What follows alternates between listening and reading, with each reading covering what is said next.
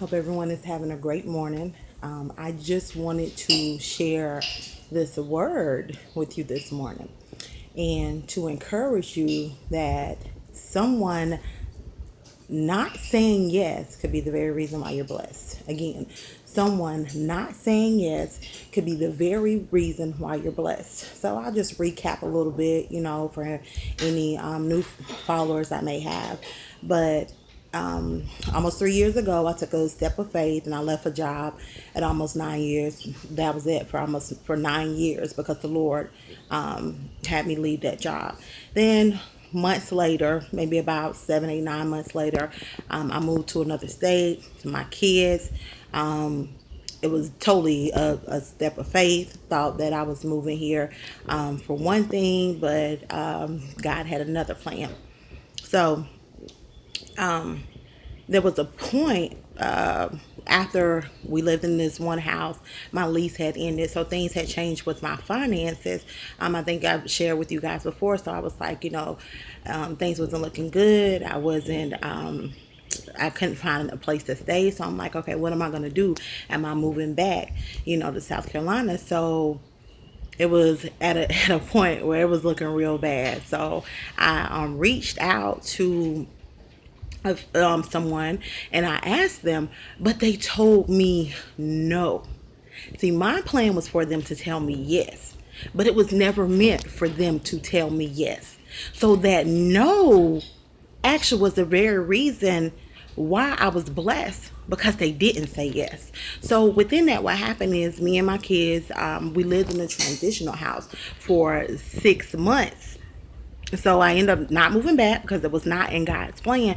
And so in that place, I was blessed with a car, like a very good car, to where my car was having so many issues. Me and my kids couldn't even travel back home. We couldn't. So now, this we have transportation that we can travel here and travel there, and I have no worries about putting all this money into a vehicle now.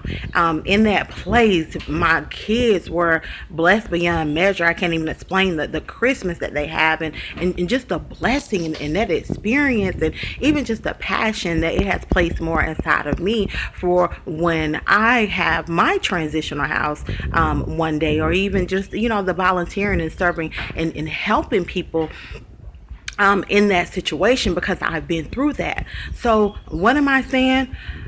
What I'm saying is, you are begging for someone to say yes. You are applying for jobs. You're wanting to go here. You're wanting to go there. However, the reason why that's a no, because someone told me that no is next opportunity. God has the next opportunity that's for you. That's the reason why you're seeking God. You're praying and you're saying, okay, Lord, I want your will. And if anyone knows me personally, I don't just talk about seeking God, praying and fasting. That is my life. That is my life. So I'm always seeking God for God's direction. So if you are doing that, don't get upset about the no's. I'm telling you, they're not saying yes because God has something that's really going to be a blessing to you. God wants to bless you. That's why they can't say yes. They can't. There are some people close to you that continue to say yes, and they're been a hindrance to the very thing that God wants to do in your life. So the ones that's getting no, you're getting frustrated. You should be praising. You should be thanking God, because that is not what God has for your life.